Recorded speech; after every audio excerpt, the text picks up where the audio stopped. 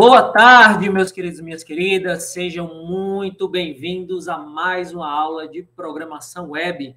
E essa aula de hoje é uma aula extremamente importante porque nós víamos numa sequência e entendemos o que era o Spring Boot, configuramos nossa aplicação Spring Boot no Eclipse, vimos como é que funciona, vimos seus componentes principais, o POM lá do Maven, vimos como mexer, como manipular algumas configurações da nossa aplicação. Mostrei para vocês como criar um usuário no banco de dados MariaDB, como criar tabelas e tudo mais, como uma forma de revisão. E a partir de hoje, nós vamos entrar, de fato, na construção da nossa aplicação.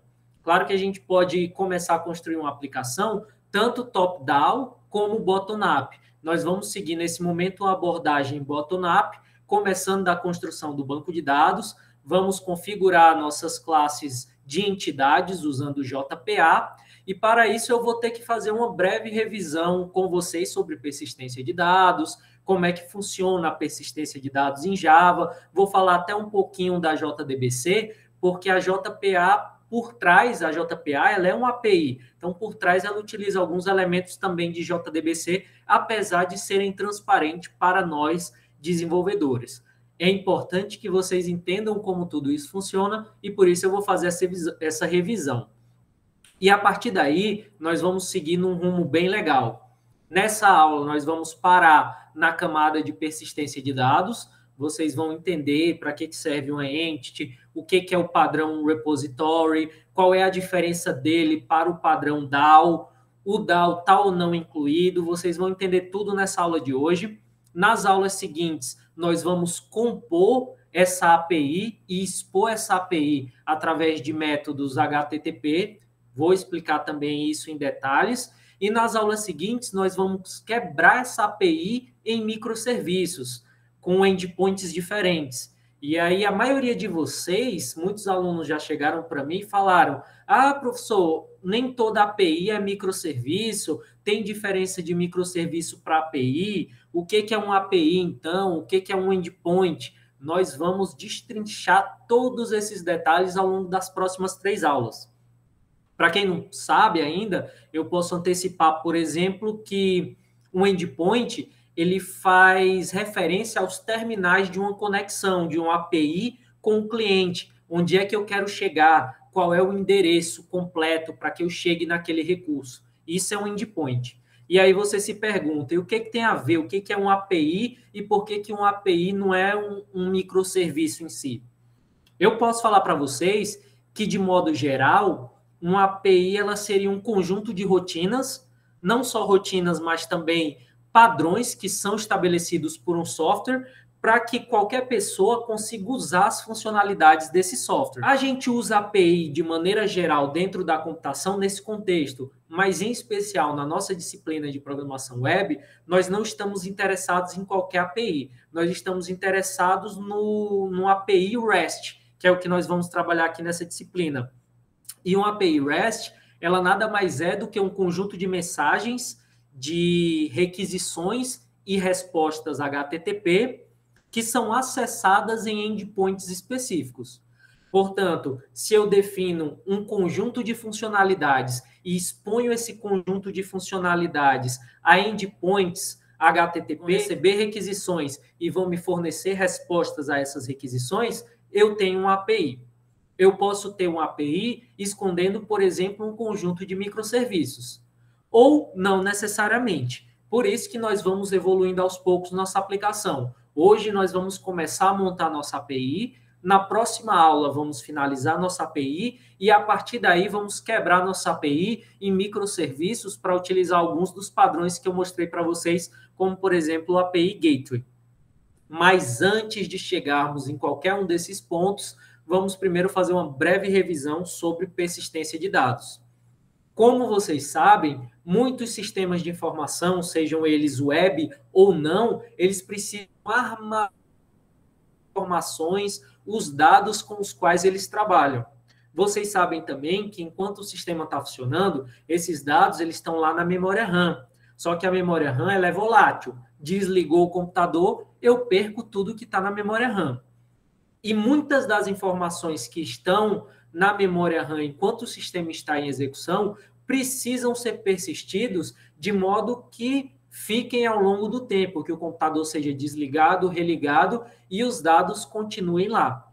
Por conta disso, surgiu a necessidade não só de persistir, mas de organizar muito bem essa persistência de dados, de tal modo que você consiga armazenar os dados, que esses dados armazenados sejam bem organizados, e eles precisam ser bem organizados para que nós consigamos fazer buscas eficientes. Lembrando que o dado ele é armazenado uma vez, ele pode ser deletado uma vez, eventualmente uma, duas, algumas vezes você altera esse dado, mas ele é buscado inúmeras vezes. Então é importantíssimo que, quando tratamos de persistências, nós tenhamos uma busca extremamente otimizada.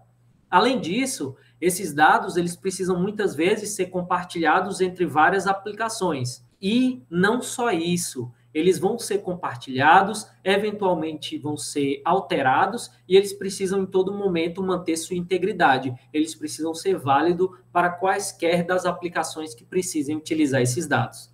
E como várias aplicações podem ter a necessidade de usar esses dados, o nosso suporte, a nossa persistência desses dados precisa dar suporte também para a concorrência. Por conta de todas essas necessidades, por conta de todos esses requisitos, é que existem os sistemas gerenciadores de bancos de dados, que são vários. Por exemplo, SQL Server, Postgre, Oracle, IBM DB2, MySQL, MariaDB e etc. Vejam que o SGBD ele vai ser uma interface entre a aplicação e a nossa base de dados, a nossa coleção de dados relacionados. O armazenamento de dados ele é independente da linguagem de programação e é independente da aplicação. Até porque os bancos de dados, no caso relacionais, eles utilizam uma linguagem própria chamada SQL. Professor, eu já sei de tudo isso. Eu sei que você sabe, mas é importante revisitarmos esses conceitos para que vocês entendam os pontos que nós vamos chegar e por que vamos chegar. Na disciplina aqui na UFESA de banco de dados, vocês veem o Postgres. Eu utilizo muito o Postgres também em meus projetos. Mas quando eu ministro outras disciplinas que precisam de banco de dados, eu faço questão de usar um banco de dados diferente do Postgres para que vocês tenham a oportunidade de utilizar bancos de dados diferentes e saber como é que funciona, como é que loga, como é que cria tabelas, como é que faz pesquisa, como é que de fato trabalha com diferentes bancos de dados. Por isso que nessa disciplina vamos usar o MariaDB. A maioria dos bancos de dados que nós vemos por aí, eles são chamados relacionais. Um banco de dados relacional, ele é um paradigma de organização dos dados que é completamente diferente do paradigma orientado a objetos que nós utilizamos para programar em Java, para fazer nossas aplicações web, em especial para trabalhar no nosso back-end. Isso significa que a gente vai precisar de subsídios para fazer uma comunicação, para fazer uma transição, para fazer uma adaptação entre nossos dados da aplicação, que estão orientados a objetos, que usam paradigma orientado a objetos, para a sua persistência, que é o paradigma relacional, porque os bancos de dados com os quais nós vamos trabalhar utilizam esse paradigma relacional. E daí surgiu uma atividade muito importante em qualquer aplicação, que é o mapeamento objeto relacional, que é justamente você conseguir representar objetos e hierarquias de objetos em bancos de dados relacionais.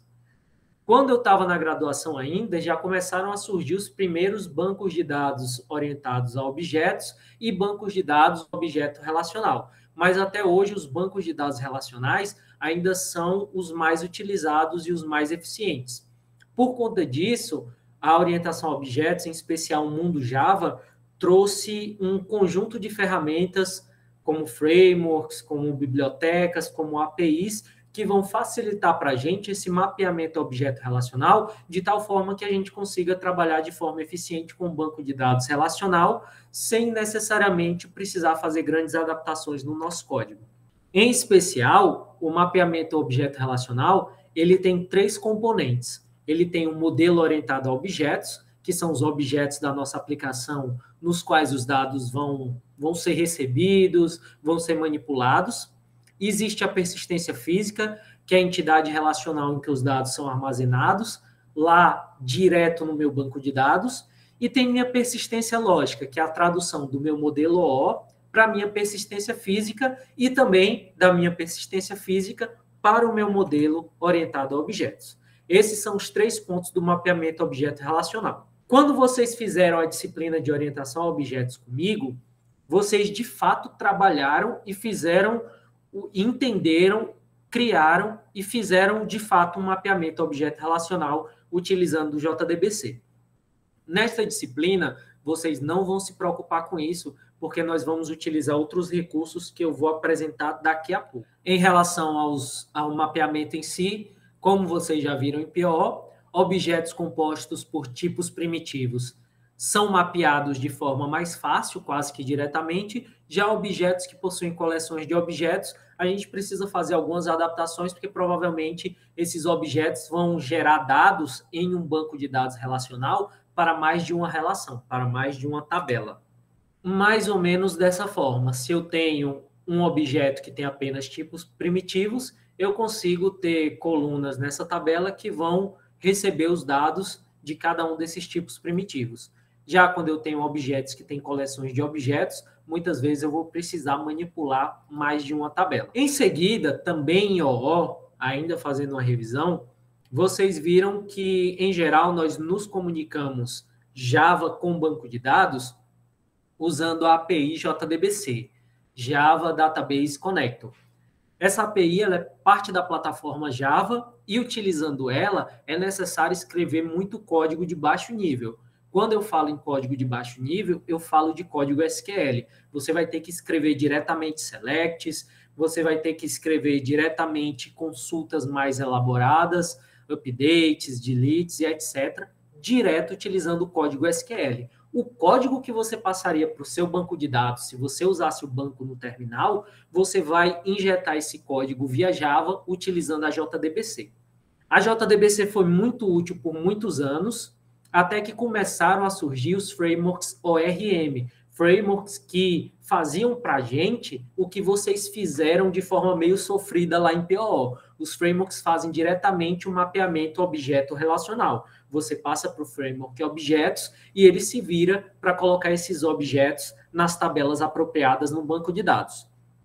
E o primeiro desses frameworks, pelo menos que eu tenho consciência da época que eu comecei a desenvolver, foi o Hibernate. E ele foi, inclusive, usado como base para que a própria comunidade Java, organizada pela Oracle, evoluísse a sua API e subisse o nível. Em vez de trabalharmos com JDBC, a Oracle definiu o JPA, que é a Java Persistence API.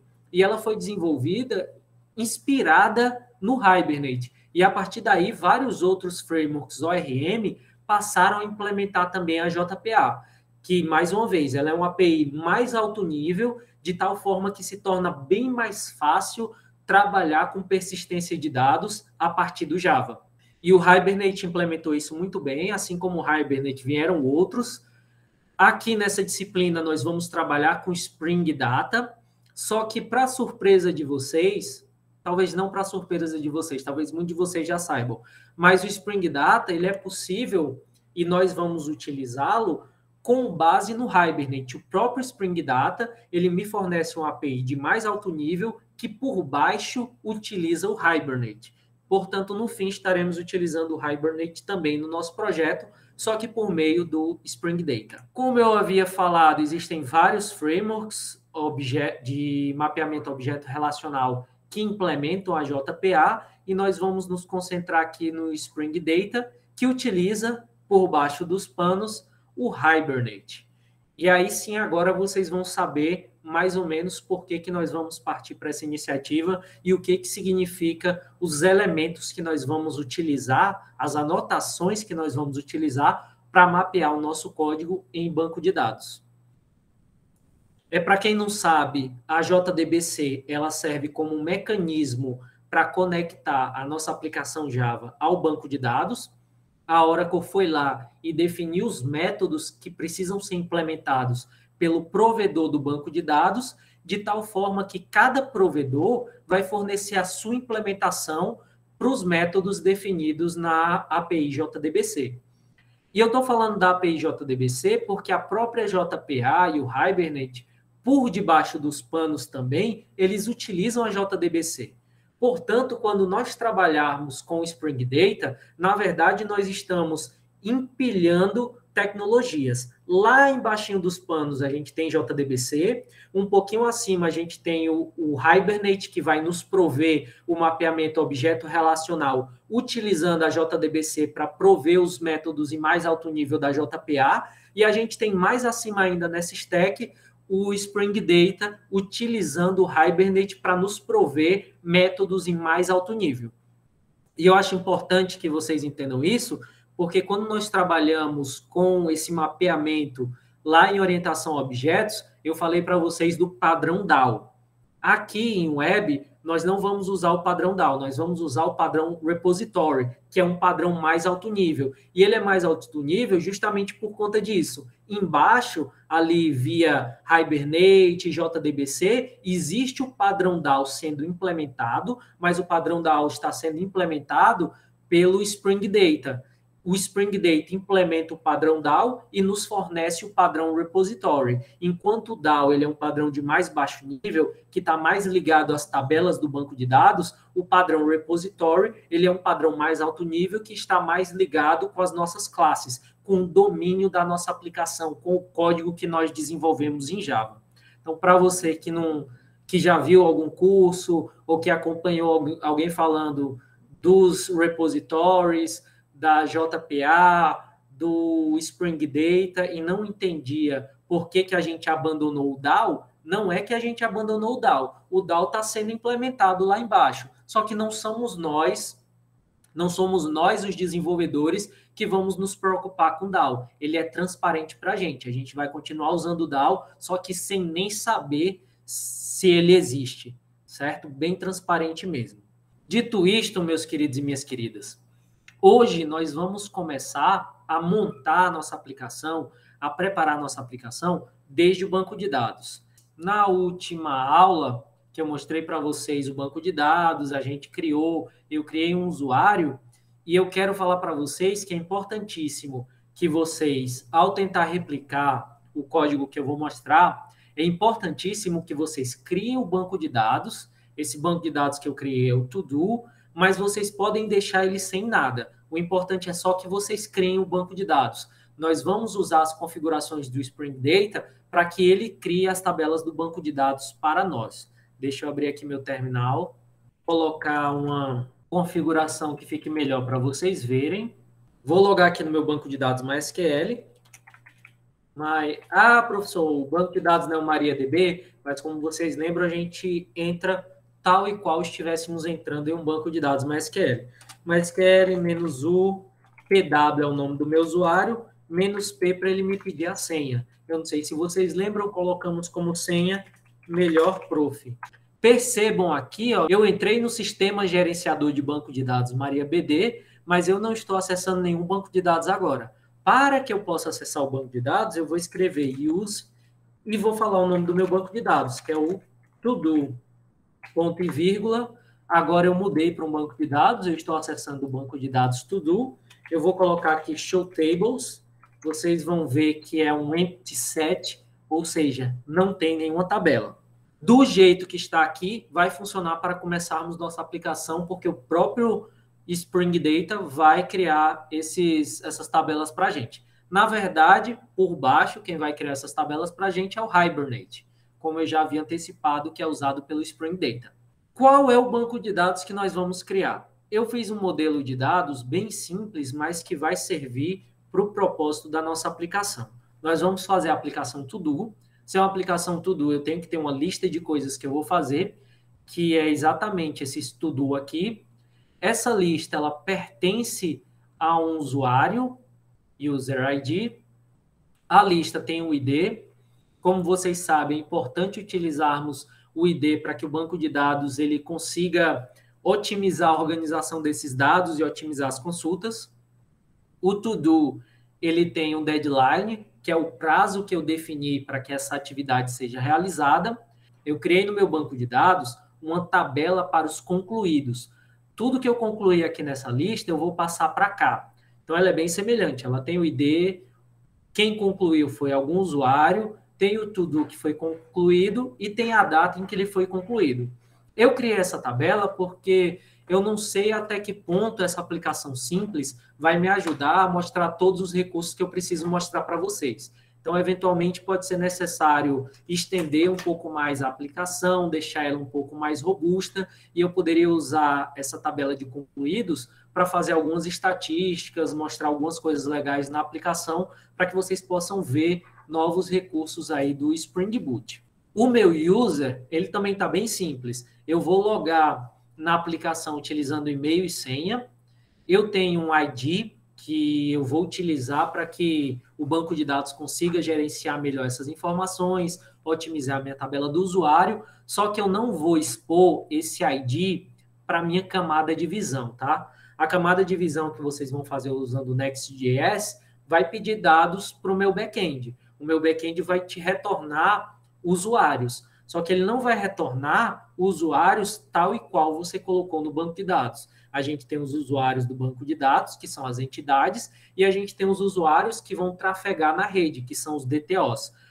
Caso a aplicação precise de alguma identificação do usuário, a gente não vai passar o ID, porque passar o ID é considerado como se você estivesse expondo dados da aplicação que não deveriam ser expostos. Se você expõe o ID de um usuário, e esse ID geralmente ele é criado incrementalmente no banco de dados, você pode expor, por exemplo, quantos usuários existem no banco de dados. Ah, professor, mas isso é besteira. A gente não sabe o que usuários mal intencionados podem tentar fazer com a nossa aplicação. Portanto, o que nós vamos expor é o UUID, que é uma espécie de ID, só que ele é único, ele é um número bem grande de 128 bits. O próprio Java vai criar para a gente, não vai ser responsabilidade do BD, quem vai criar esse UID é o Java, e caso a gente precise passar alguma identificação do usuário para trafegar na rede e chegar na camada de visão, a gente vai passar esse UID. Vejam que é um banco de dados bem simples, mas utilizando esse banco de dados bem simples, a gente vai conseguir ver a maioria dos recursos que são necessários. E é isso que nós vamos começar a fazer nesta aula de hoje, que é configurar esse modelo de dados aqui no nosso Spring Boot. Então, vamos para o Eclipse. Se vocês lembram, na aula passada nós configuramos a nossa aplicação To-Do List a partir do starter que o Spring Boot fornece para a gente, que o Spring fornece para a gente. Nós configuramos nossa aplicação utilizando os recursos bem básicos, ó. Vejam que em termos de dependência, nós só adicionamos o Spring Boot Starter Web, adicionamos o Spring Boot DevTools, o Spring Boot Starter Tomcat e esse teste aqui que veio junto. Na aula passada eu mostrei para vocês como é que a gente starta, como é que a gente mexe em alguns elementos, e na aula de hoje nós vamos, de fato, começar a programar e representar esse modelo de dados aqui no nosso back-end, nessa nossa aplicação Spring Boot. Para começar, eu vou criar as classes que vão representar cada uma dessas entidades em um pacote chamado Entity. Então, deixa eu criar aqui, eu venho no meu Java Main, ó, já tenho esse pacote To-Do List, eu vou criar uma nova classe. O nome da minha classe é User, só que eu não quero criar essa classe solta nesse pacote. Eu vou criar um pacote só para as minhas entidades, que eu vou chamar esse pacote de Entity. O Entity, ele é um padrão para que a gente consiga representar logicamente os dados. Como assim representar logicamente? Quando eu falei agora há pouco que a gente tem 3 elementos no mapeamento objeto relacional, um deles era a representação lógica. A nossa representação lógica vai ser feita aqui nesse padrão Entity, certo? Com isso, eu vou conseguir desacoplar os dados que vão para o banco de dados, a sua representação dos dados que precisam ser mostrados na tela. Por isso que é importante. Aconselho vocês que estão começando agora, que precisam ler um pouco mais de material, que vocês peguem a definição do padrão para ler, de fato, o padrão completo. Eu acho que é um momento importante, enquanto vocês são estudantes, que vocês leiam os padrões conforme eles foram definidos pelos seus autores. Aqui eu vou utilizar, vou explicar para você como é que ele funciona, como é que você vai utilizá-lo, por que ele existe, mas o ideal é que vocês tenham essa curiosidade de, em algum momento em casa, com tranquilidade, ler de fato o padrão. Essa foi uma curiosidade que eu sempre tive, que me ajudou muito a evoluir enquanto desenvolvedor, e eu tenho certeza que vai ajudar muito vocês. Mas estou criando aqui minha classe user. Essa classe user e todas as outras classes que eu vou criar aqui nesse pacote entity, elas são classes que são Java Beans.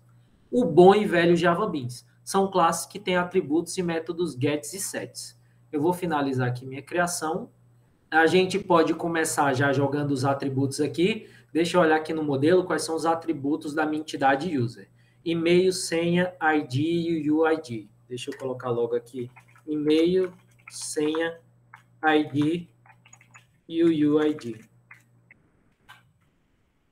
Os atributos vão ser privados, vamos sempre nos preocupar e garantir o encapsulamento. O e-mail ele é um private string.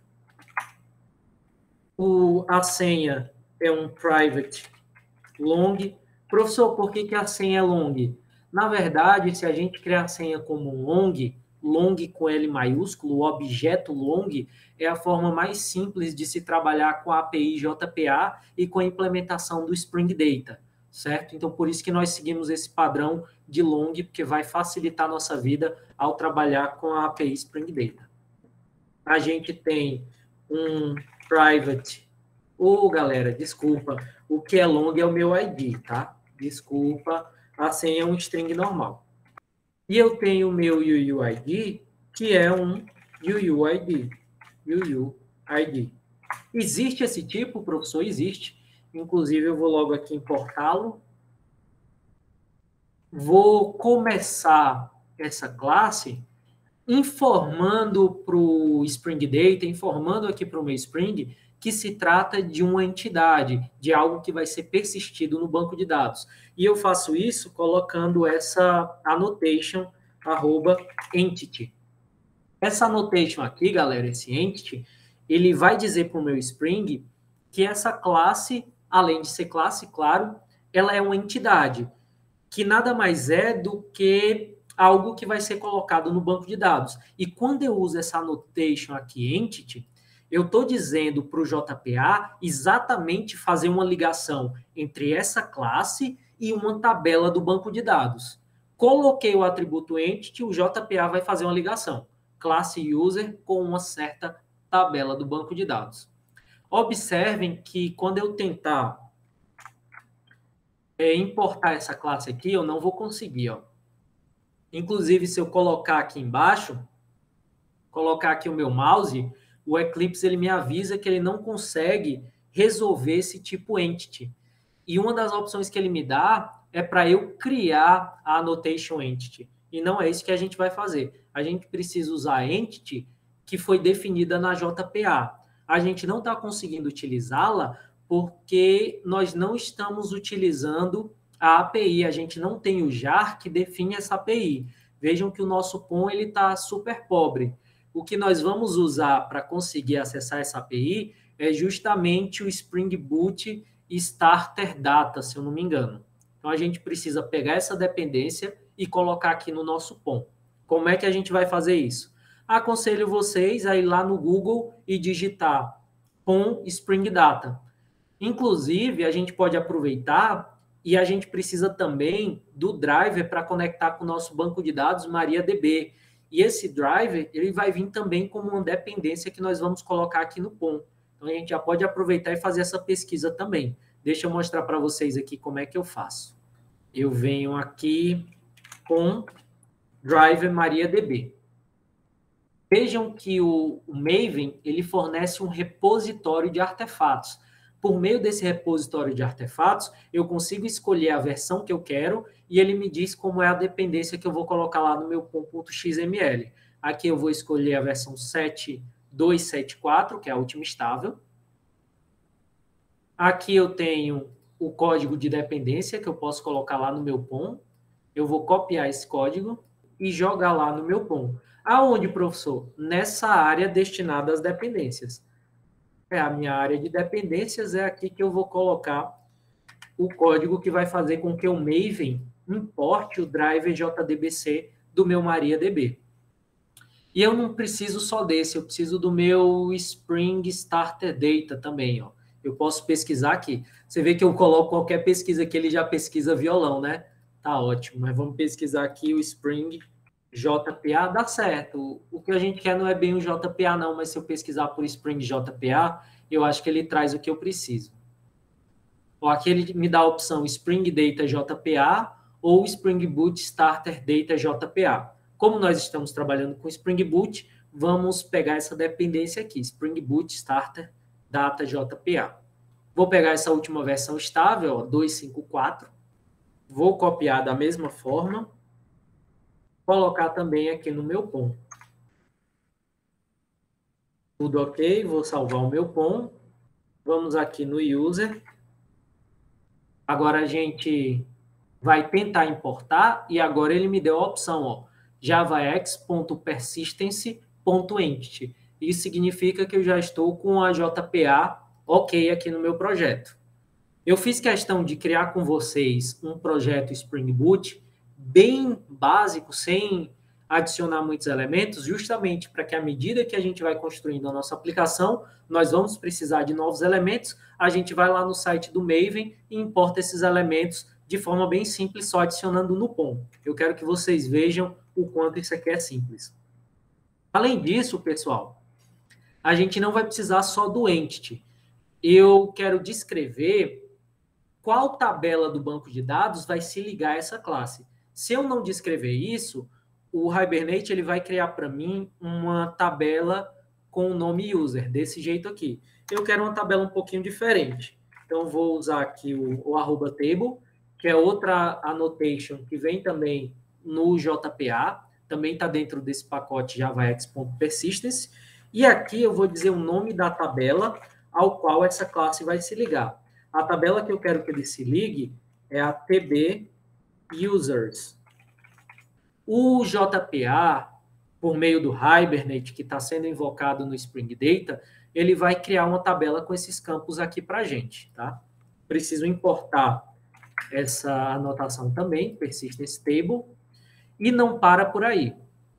Ele vai criar um e-mail, uma senha para mim, e eu quero também que o meu banco de dados ele mesmo gerencie esse ID aqui, esse aqui em especial. Esse aqui vai ser gerenciado pelo banco de dados. Então, para isso, eu preciso informar para o banco de dados que se trata de um ID, ou em maiúsculo. E, além disso, além de se tratar de um ID, eu quero que ele seja gerado automaticamente. Generated value. Se tratando de um item que vai ser gerado automaticamente, eu preciso passar algumas informações para que ele consiga gerar o meu ID automaticamente. E uma das coisas que eu preciso passar é a estratégia, que é o generation type. Como é que ele vai gerar? Agora, esse generation type, ele vai ser a estratégia de geração, a estratégia de geração do meu ID. Existem 4 estratégias de geração: Auto Identity Sequence Table. Se você trabalha com Postgres, a melhor alternativa é usar o Identity. Se você não sabe qual estratégia, se você selecionar Auto, o Hibernate vai identificar a melhor estratégia e vai aplicar para você. No MariaDB, eu já tive problema com a Identity. Então, com o MariaDB, eu utilizo o Sequence. E desde o MariaDB versão 10.3, o Sequence ele foi reimplementado de tal forma que ele é bem eficiente. Se vocês forem olhar aqui, ó, o meu banco de dados ele é versão 10.3.29. Então, já tem uma implementação eficiente da geração de ID utilizando a estratégia Sequence. Por isso que eu vou usá-la. Vou importar aqui essas anotações, ID e o Generated Value, e já tenho os elementos básicos, as anotações básicas mínimas necessárias para que eu consiga criar uma tabela do banco de dados utilizando essa entidade. Opcionalmente, meus queridos e minhas queridas, nós podemos também utilizar a annotation @column para colocar alguns detalhes em cada um desses atributos. Por exemplo, vejam que minha forma de login vai ser o e-mail, vai ser e-mail e senha. Então, esse e-mail, como ele é o login, eu quero que ele seja único. Portanto, eu posso usar aqui o atributo column para definir uma coluna no banco de dados de um tipo específico. Não de um tipo específico, nesse caso, com uma propriedade específica. Eu quero que essa coluna seja unique true, ou seja, que a propriedade unique dessa coluna seja igual a true. Deixa eu importar aqui o meu column. Unique true, ok. Esse unique true vai dizer para o banco de dados que ele não deve aceitar dois usuários que tenham o mesmo e-mail. É tipo uma chave. Só que quem vai ser a chave aqui vai ser o meu ID. Ele já vai criar esse ID aqui como uma chave. Eu não quero que o e-mail com o ID para ser uma chave. Eu quero o ID como chave e quero que o e-mail, apesar de não ser chave, ele tenha essa propriedade aqui de unicidade, né? A mesma propriedade que uma chave primária tem. A chave primária, por definição, ela é unique true. Só que eu estou escolhendo aqui uma outra coluna para o selo também. Eu posso definir outros elementos. Aqui, por exemplo, eu posso definir que a coluna senha ela seja not null. Então, eu posso usar essa anotação column para definir várias propriedades aqui dos elementos da minha entidade. Por enquanto, eu vou deixar essas propriedades dessa forma, deixar o Hibernate criar nosso banco, porque isso aqui já nos atende bem. Faltaram dois elementos aqui para fecharmos essa primeira entidade. São os métodos gets e sets, source generate getters and setters. E eu quero fazer também, pessoal, um construtor para essa classe, vocês vão entender por quê. Eu vou fazer aqui um construtor. Vai ser o construtor sem argumentos, tá? Public user, ele é o construtor sem argumentos. Agora, sempre que alguém instanciar um user, quando eu digo alguém é porque nós vamos, quando usarmos o user, algumas vezes podemos pedir para o Spring instanciar esse objeto para a gente. Outras vezes, aqui, pelo menos enquanto a gente estiver desenvolvendo a aplicação, que eu vou fazer alguns testes, nós mesmos vamos instanciar. Então, eu instanciei, eu quero gerar um UUID. Então, eu vou fazer aqui UUID, recebe UUID.random UUID. Instanciei um objeto, o Java vai dar os pulos dele, criar um UUID e passar para esse meu atributo aqui do meu objeto. Só isso que eu estou fazendo aqui no construtor, gerando esse UUID, porque ele não vai ser gerado pelo BD. O que vai ser gerado automaticamente pelo BD é esse ID aqui, ó. Inclusive, eu estou avisando aqui que ele vai ser gerado automaticamente utilizando uma estratégia de geração chamada sequence. Entidade user está quase ok. Quando eu digo quase ok é porque a gente ainda vai mexer um pouquinho nela, vocês vão entender. Mas deixa eu criar logo as outras entidades que a gente vai precisar. Eu vou precisar da entidade to-do, claro.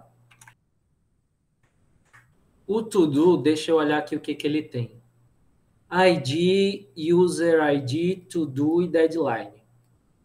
ID, user ID, to-do e deadline. Vamos ajeitar isso daqui. O nosso ID é um private long. O nosso user ID é um private, que na verdade é um user. Eu vou chamar ele aqui de user. Eu tenho o meu to-do, que é um private string, to-do. Eu tenho o meu deadline, que é um private local data. Local date, deadline. Deixa eu importar aqui meu local date. Vou usar as anotações de forma bem semelhante, então já vou copiar aqui.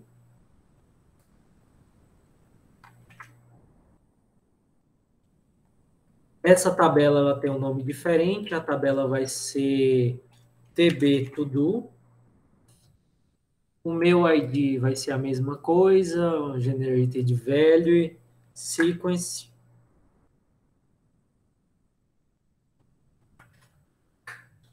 E aqui eu preciso fazer uma ligaçãozinha. Existe essa associação entre user e to-do. Vejam que um user tem vários to-dos. Da mesma forma, vários to-dos vão pertencer a um user. Então, nesse caso, eu tenho uma relação aqui do tipo many to one. O que é um many to one? Muitos desse objeto to-do estarão relacionados com um desse objeto user. Eu preciso indicar aqui para o meu framework ORM que existe essa ligação entre as tabelas para que ele possa tratar essa ligação, criar chave estrangeira, fazer join quando necessário, etc. E além disso, eu preciso informar para ele qual é a coluna que vai fazer essa mágica acontecer, qual é a coluna que tem nossa chave estrangeira. É o join column. Eu gosto de falar column para que eu não escreva errado, porque geralmente eu escrevo errado, columna. O column, eu preciso indicar qual é o nome da nossa coluna, que vai representar esse user aqui, é justamente essa coluna aqui que eu defini, user ID. Name, user ID, ou se vocês preferirem, fica mais a cara de banco de dados se a gente colocar ID user. Preciso importar essas anotações que não tínhamos usado ainda. Já importei tudo. Aparentemente, essa minha classe to-do está quase ok. O que eu preciso fazer agora são os gets e sets. Sources, generate, getters and setters. Select all, generate. Vejam que, vamos voltar aqui para o nosso modelo e raciocinar. Vários to-dos são de um usuário. Da mesma forma, todo usuário que eu pegar, ele vai ter uma lista de to-dos, mesmo que essa lista de to-dos esteja vazia. Isso significa que a gente precisa definir aqui no código Java, definir para o nosso ORM, que um user ele tem também uma lista de to-dos. Então, agora que a gente já fez o to-do, vale a pena a gente voltar aqui no user e definir que esse cara aqui ele tem também um private. Private o quê, galera? Private list. List de quê? List de to-do. Qual é o nome dessa lista de to-dos? Eu posso colocar to-do list, que ela é do tipo array list.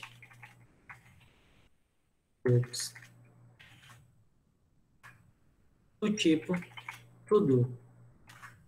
Só que não para por aí, meus queridos e minhas queridas. Primeiro que eu preciso importar esses caras aqui. Nunca esqueçam, é Java utilist. E eu preciso falar para o meu ORM o que significa. Do jeito que eu disse que em to-do existe uma coluna que mapeia uma relação many to one, aqui em user eu preciso dizer o contrário, que existe uma coluna que mapeia esse objeto em uma relação do tipo one to many. One to many. E aquela é diferente porque a gente precisa informar qual é o objeto que está sendo mapeado. Veja que aqui no many to one, a gente mapeou exatamente esse objeto user. E é isso que a gente vai fazer aqui do lado contrário. A gente vai dizer que essa relação one to many, ela é mapped by o objeto, que é justamente o objeto user. Assim, o framework ORM ele consegue fazer essa mágica de jogar lá o nosso user e, ao mesmo tempo, pegar a lista de to-dos e jogar aqui no meu user. Deixa eu importar aqui.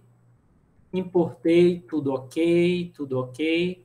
Aparentemente, tudo ok. Vou salvar. Última entidade é o concluído, que eu vou chamar de concluded. Vou criar aqui uma nova classe. também nesse pacote entity, eu vou chamar essa classe de concluded, que são os concluídos. Ele é, de certa forma, bem parecido com o meu to-do, então deixa eu copiar isso aqui. Vou mudar o nome da tabela, TB concluded. Ela tem também o ID,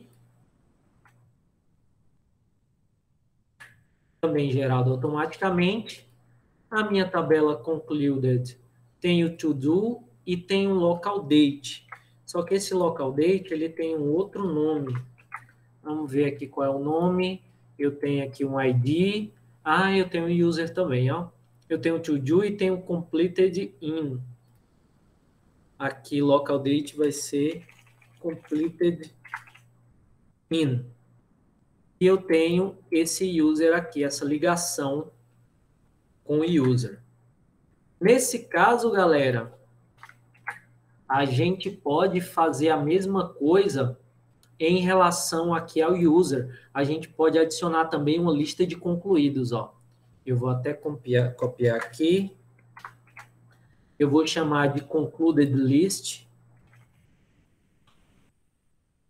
Essa lista é de objetos do tipo concluded.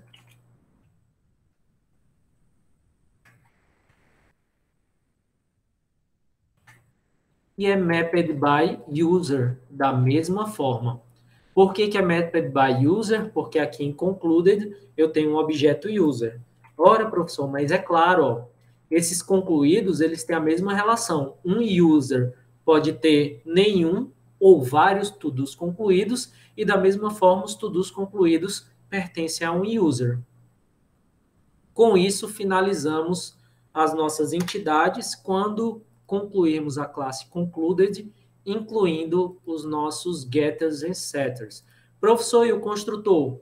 Lembrando de OO, vocês já sabem que se eu não definir nenhum construtor, o próprio Java cria para mim o construtor default. Nesse momento eu não estou vendo a necessidade.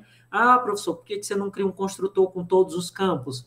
Porque eu não estou vendo necessidade. Se a gente precisar, depois a gente pode criar esse construtor. Por enquanto não vejo necessidade, então vamos continuar aqui a evolução da nossa aplicação, tendo concluído as nossas classes entity.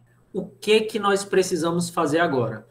Agora, meus queridos e minhas queridas, eu acredito que é um bom momento para a gente construir esse banco de dados aqui. Como eu falei para vocês, a gente vai deixar o Hibernate construir esse banco de dados para a gente. E para isso a gente precisa configurar, eu digo Hibernate, né, mas na verdade, no mais alto nível, Spring JPA. Eu vou deixar o Spring Data JPA construir isso para a gente e eu faço isso definindo as configurações do meu Spring JPA, as configurações do meu banco de dados para que ele possa acessar aqui nesse Application Properties. Como vocês já viram, eu posso ter vários tipos de Application Properties. Teste, Dev, Prod e por aí vai. Nesse momento, a gente vai trabalhar apenas na nossa máquina, por enquanto, ainda não vamos publicar em nenhum lugar. Então, vamos fazer tudo o que a gente precisa fazer utilizando esse Application Properties aqui, certo? E aí, nós vamos precisar de algumas configurações. Como é que a gente pega essas configurações? O próprio Spring, ele fornece essas configurações padrão para nós. Então, vamos usar alguma configuração padrão. Eu posso digitar aqui algo do tipo config mariadb spring jpa. E aí eu venho aqui num site qualquer um que vocês escolherem devem ter essa configuração para a gente, é bem simples, ó. Esse daqui eu já usei, já testei, então vou pegar daqui mesmo.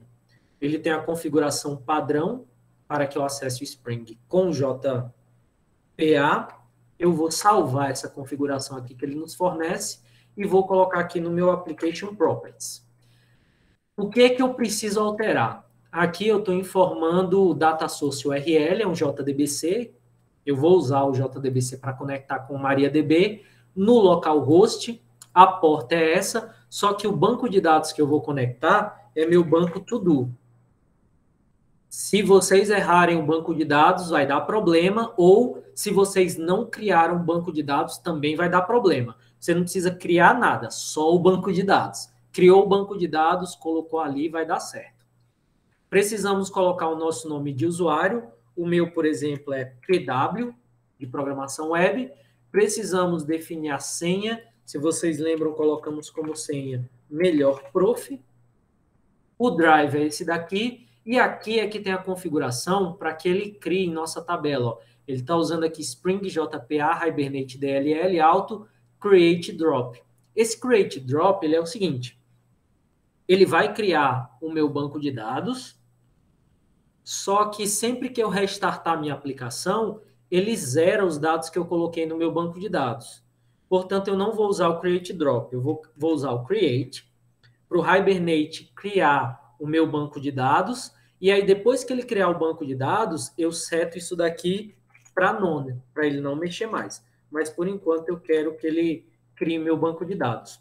Além disso, como eu falei para vocês, a gente não precisa mexer com SQL, porque o próprio Hibernate criou SQL para a gente.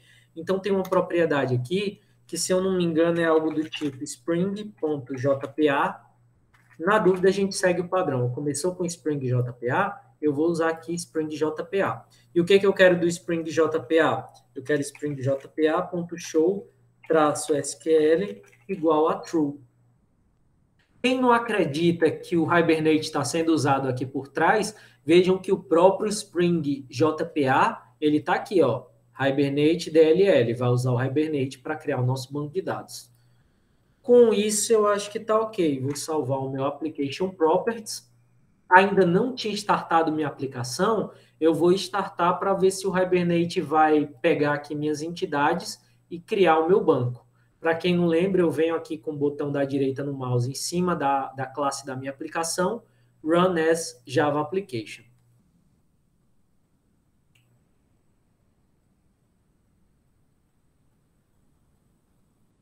Aparentemente falhou alguma coisa aqui, vamos visualizar. Data source, URL, attributes not specified and no embedded data source could be configured. Dizendo ele que não encontrou o driver. Mas vamos olhar aqui o banco de dados por desencargo de consciência, tables. De fato, deu pau. Deixa eu dar um clean aqui no meu projeto, porque o driver a gente já colocou lá no POM, não colocamos? Deixa eu olhar aqui. MariaDB, Java Client, então o drive está ok. Vou parar aqui minha aplicação, que ele nem subiu, tudo bem. Vou dar um clean.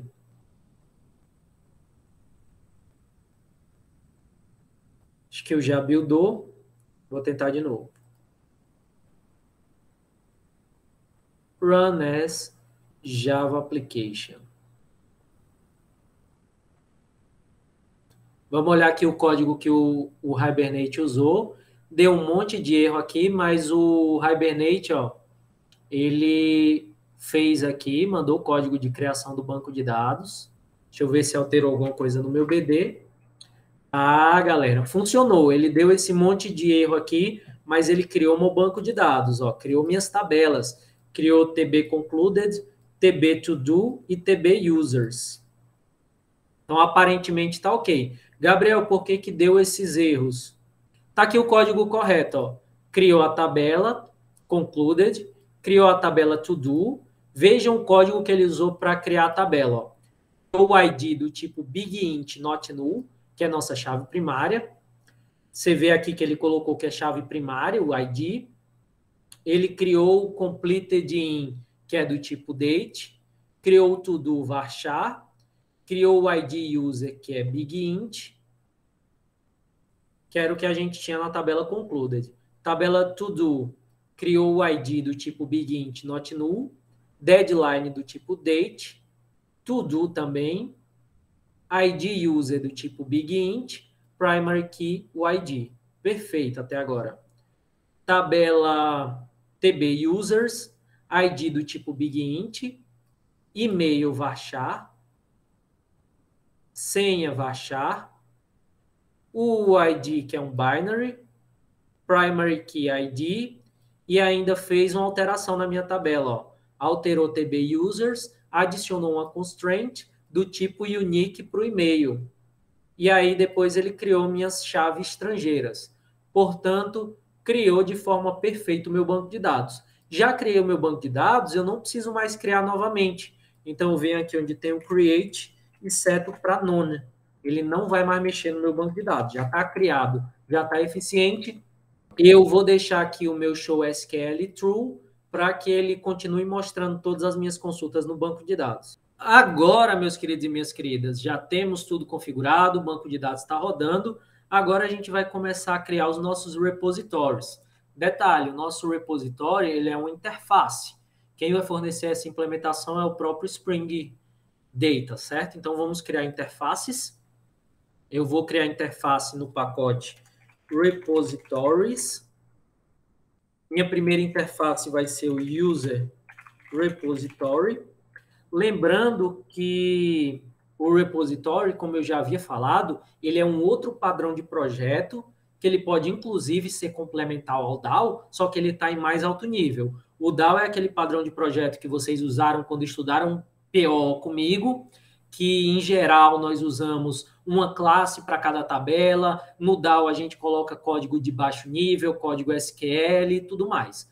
Aqui, querendo ou não, a gente está usando o DAO. Só que quem implementou o DAO para a gente foi o Hibernate. Foi o próprio Spring usando o Hibernate. Por isso que a gente vai se preocupar com um padrão de mais alto nível que está mais próximo à nossa regra de negócio, ao nosso modelo, às nossas classes de negócio, que é o padrão repository. E aí eu vou criar o user repository. O grande detalhe é que esse user repository, para que ele já funcione de cara, eu só preciso fazer com que essa interface ela extends a interface JPA repository. E aí eu vou passar para ela, extends. E aí eu vou passar para ela qual é o objeto que vai entrar nesse repositório, né? Vão ser objetos do tipo user, com maiúsculo, que eu quero objetos dessa classe. Esse JPA repository, revisão rápida aqui de PO, é uma classe que foi implementada utilizando generics do Java, que é o polimorfismo paramétrico. Então, estou passando parâmetros para essa classe. Nesse caso, o user e o long, porque o ID desse objeto é do tipo long.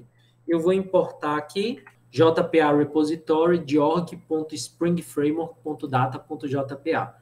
É essa mesmo que eu quero. E o user é justamente esse user aqui que eu acabei de fazer, que é a minha entidade user. BR, Edu, UFESA, Programação Web, To-Do List, Entity. Esse cara aqui. E o que é que eu preciso mais fazer nessa classe? Por enquanto, nada, porque nós vamos usar os métodos que já foram definidos nessa interface JPA Repository. Então, deixa eu salvar aqui. Eu vou criar um To-Do Repository da mesma forma. Interface To-Do Repository. E vou criar também um interface Concluded Repository. Ambos bem semelhantes ao meu user repository. O que eu preciso fazer é dar um extends nesse JPA aqui bonitão. Diferentemente, aqui eu vou trabalhar com objetos to do. Vamos fazer esse import bonitão. E no concluded, de forma semelhante, eu vou estender e vou trabalhar com objetos do tipo concluded. Só faltou esse espaço aqui. E importar esse meu concluded. Salvei, agora eu preciso testar, galera. A gente precisa saber se esses repositórios que a gente criou, eles estão ok. Esse seria o nosso primeiro ponto aqui, o ponto culminante dessa nossa primeira aula, seguindo uma abordagem bottom-up, construindo o nosso banco de dados, as entidades, declarando os repositórios e, claro, vamos testar. Para testar, a gente faz o teste aqui no meu To-Do List Application. Vejam que existe até um main, então eu posso usar essa To-Do List Application para testar. Eu vou aqui embaixo do método main, eu vou criar um método chamado Command Line Runner. Então é o Command Line Runner, ele é do tipo Runner. E aqui eu vou colocar os comandos que vão fazer com que eu consiga testar esses elementos. Deixa eu importar aqui, ó, Command Line Runner de org spring framework.boot. Importei, ele está dando erro porque eu preciso fazer o retorno. Return args, e aí eu coloco minha expressão, e aqui dentro eu vou colocar o código que eu quero que esse Command Line Runner execute. Primeira coisa que eu acho que a gente deve fazer para testar o nosso repository é inserir um elemento no banco de dados. No caso, eu vou começar inserindo o user. Para inserir users, eu vou precisar do meu user repository. Então, eu vou criar um user repository. Aqui não precisa nem ser privado, tá, galera? A gente está colocando esse código aqui apenas para testar a nossa aplicação, para garantir que o nosso banco de dados está rodando, que a gente está acessando o banco de dados, que nós conseguimos inserir objetos no banco de dados, por exemplo, e retirar objetos do banco de dados. Então, vou criar aqui o user repo. Esse objeto aqui, galera, ele usa uma anotação que vocês não viram até agora. É a anotação auto-wired, que é justamente para que o Spring instancie um objeto desse tipo e injete esse objeto aqui nessa variável que eu estou criando, tá? Então, para que o Spring trabalhe para a gente vai usar essa anotação auto-wired. Deixa eu importar ela aqui. Importei já o auto-wired, importei o meu user repository. Essa parte aqui já está do jeito que eu quero. Para que eu teste o user repository, eu vou adicionar usuários. Então, vamos criar um usuário aqui. Eu vou criar um user recebe new user. Invoquei o construtor, o Java vai lá e cria um UUID para mim, do jeito que eu preciso. Lembrando, né, por isso que a gente fez o construtor, não preciso me preocupar, só preciso setar algumas variáveis. No caso do usuário, eu sou obrigado a setar as variáveis de senha. Então, deixa eu criar aqui um user.set e-mail, vai ser meu e-mail pgabriel@ufessa.edu.br e o user.setSenha vai ser a senha. Qual seria a senha? Vamos pensar numa senha bem criativa. 1, 2, 3, 4, 5, 6. Não preciso setar o ID, porque o banco de dados que vai resolver isso aí para mim. O que ele está dizendo? The method getSenha in type user is not applicable for the argument string. É o setSenha, pessoal. Me desculpe. SetSenha, aí sim, não preciso setar ID, o banco de dados vai se virar. Pelo que eu vejo, o ID já foi criado na hora que eu invoquei o construtor. Vou tentar colocar esse objeto aqui no banco de dados. User repo.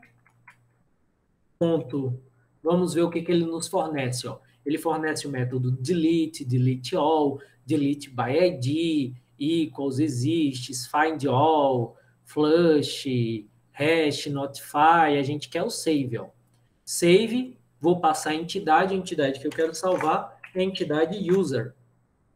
Nesse momento aqui, aparentemente está tudo ok, só tem uma anotação que eu preciso adicionar para que o meu Spring Boot, ele de fato consiga rodar isso aqui de forma correta, que é uma anotação bin. Na hora que eu salvar, o Spring vai reiniciar porque eu estou usando aquele Spring Tools. Então, assim que eu salvar, já é para rodar isso aqui e colocar no banco de dados. Ó. Vamos ver ele reiniciando aqui. Ele deveria jogar algum código aqui do Hibernate. Aparentemente, parece que deu algum problema aqui. Vamos descobrir o que é. Bin with name runner.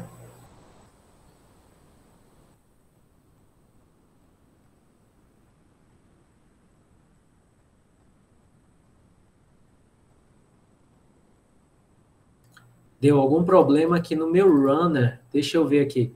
Ah, gente, tá com erro, calma. Isso daqui, eu preciso fechar meu método aqui. Desculpem, ó. Faltou esse ponto e vírgula para eu fechar o meu método runner. Agora sim, agora salvei de novo. Vamos ver ele executando aqui. Vamos lá.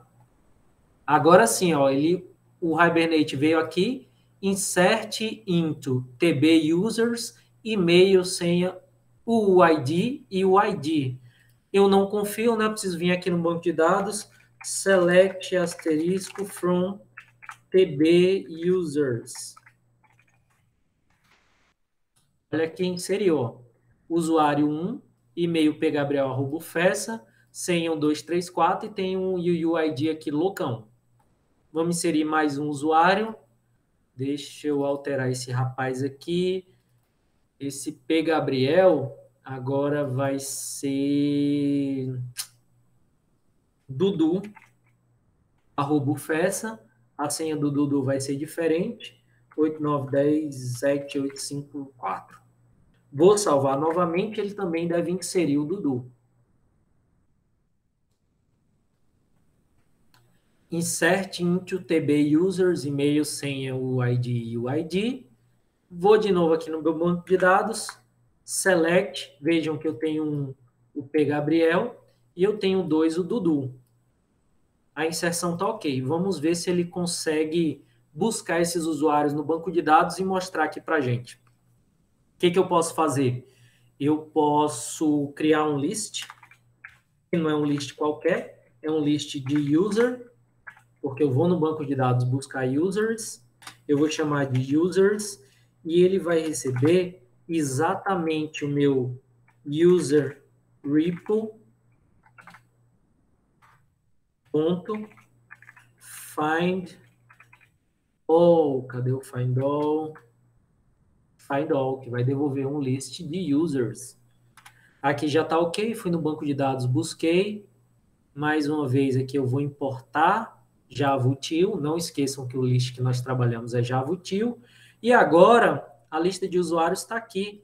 Eu preciso mostrar essa lista em algum lugar. Eu posso dar um sysout, né? Mas para isso eu vou fazer uma expressãozinha para percorrer essa lista. Minha lista é de users, então tem users.forEach. O que eu vou colocar aqui nesse forEach? Em cada interação eu tenho users. Eu vou usar a minha lambda expression para jogar na tela. E aí eu vou jogar na tela exatamente o meu users.get, que era o meu user, que é um user, e eu quero dele o e-mail, por exemplo. User.email. E-mail é um método. Para mim está tudo ok, não acho que eu preciso de mais nada, eu vou salvar aqui para ver se ele mostra aqui no meu terminal, no meu console. Fez a consulta aqui do Hibernate, mostrou, pgabriel@ufessa e dudu@ufessa. Sem problema nenhum, fizemos a nossa camadinha aqui de repositório, né? Acessamos o banco de dados, conseguimos incluir alguma coisa no banco de dados e vocês não terão dificuldades nenhuma para, por exemplo, deletar do banco de dados, porque já está tudo feito, está tudo implementado aqui pelo JPA Repository. Qualquer consulta diferente que nós venhamos a precisar ao longo da construção do nosso back-end, a gente pode inserir aqui tranquilamente. Acho que por hoje eu estou satisfeito que nós concluímos a camada de banco de dados. Na próxima aula, nós vamos concluir nossa API, adicionando os endpoints. Vocês vão ver que a gente vai criar o pacote service, criar o pacote DTO para poder expor os dados que a gente quiser dos objetos. Vamos criar também os controllers, que de fato vão expor os endpoints da nossa API. E nas próximas aulas a gente vai evoluir ainda mais, quebrando essa API em microserviços, para que vocês entendam muito bem as diferenças entre API, microserviços e os padrões que nós vamos aplicar para que esses microserviços e que essa API seja exposta para a nossa interface. No mais, acho que já deu para a gente brincar bastante. Vou disponibilizar essa gravação para que vocês possam reproduzir esse código na casa de vocês. Inclusive, vou colocar uma tarefinha valendo nota com relação a esse código, porque assim vocês já vão treinar também o suficiente para que vocês tenham segurança para desenvolver o projeto de vocês e para já começar a fazer essa camada de acesso aos dados, essa camada de repositório do projeto de vocês. No mais, desejo uma boa semana a todos, um bom final de semana. Fiquem todos bem, nos vemos na próxima aula.